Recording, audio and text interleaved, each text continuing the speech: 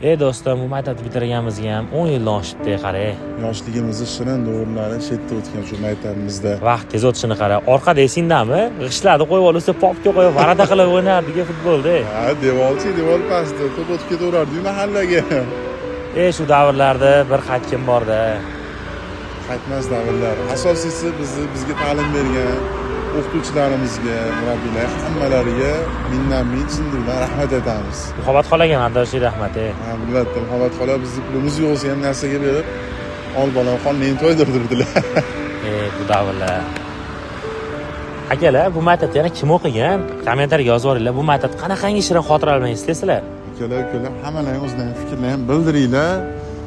Bu maktabda sizlardan qanaqa xotiralar, shirin xotiralar qolgan, bitta yozib qoldiringlar, sizlardan kutamiz.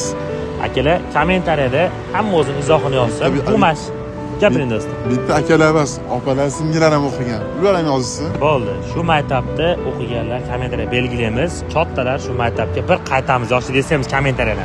Rahmat katta. Afsuslanyapman. Deylik. Ha, afsuslanaman.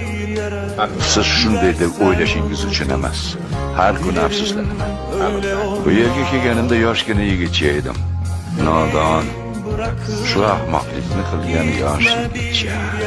Afsuski hozir o'sha yigitchani aqlini kirgizib bo'la olmayman. Chunki yigitcha yo'q. Bu havada gidilmez, güneşli günde gidilmez. Aslında hiç gidilmez.